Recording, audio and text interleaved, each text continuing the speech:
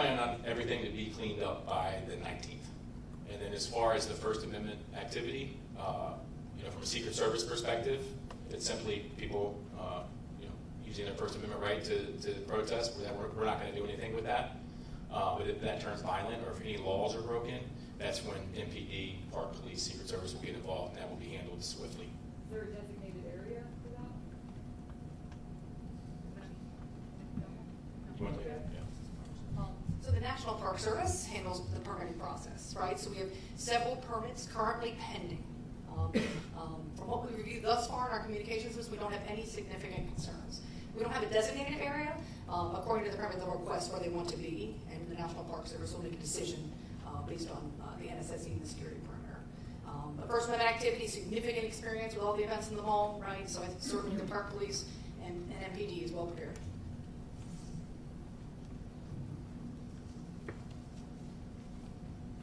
Hey Matt, it's Holmes Labyrinth from CNN. I'm curious, what is the number that you're really expecting right now for counter-protesters? I know you mentioned in terms of attendees, we're talking hundreds of thousands. Are we seeing anywhere near that number for counter-protesters? No, not even close. We're tracking about 9 First Amendment activity demonstrations, but nowhere. I'm not going to get into the exact number, but it's not that high.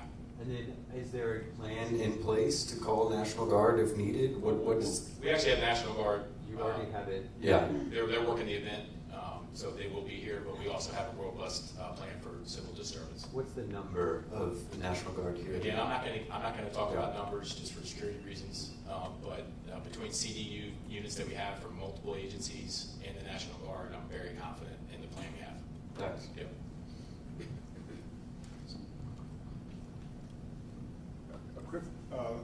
Mark Seegers, Channel 4. A quick follow-up on the National Guard. Is that DC National Guard that has been deployed, and will they be, whichever National Guard is it, will they be armed?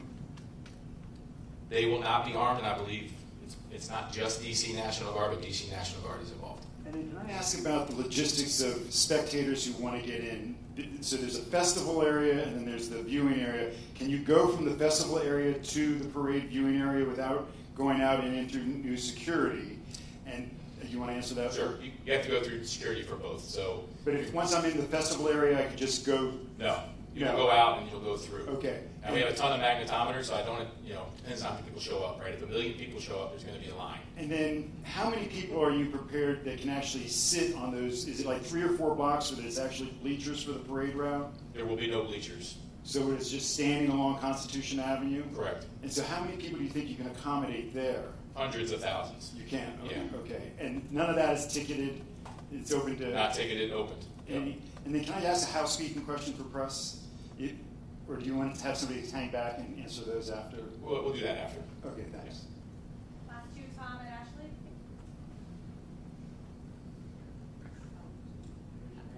Tom and Ashley. Wanted to ask, first off, related to what you were just talking about, will there be people on both sides of Constitution to watch it, or just the north side? The majority of people will be on the south side of Constitution.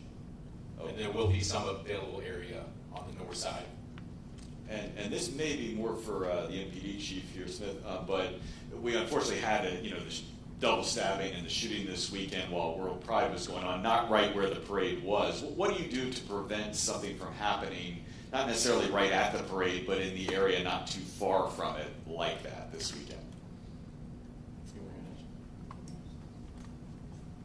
Well, we're prepared. I think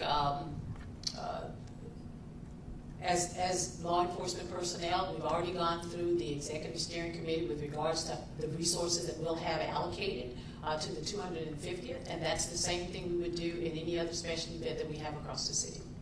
Making sure our resources are available. If something happens, being able to redeploy those resources to those areas. If I can just follow up real quick. How much are you helping Park Police? Is this like an all hands on deck day for you as well?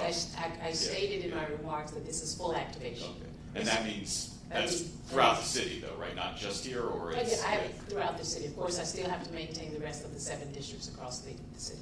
Okay. And are you confident you have enough to do all of that? I'm confident.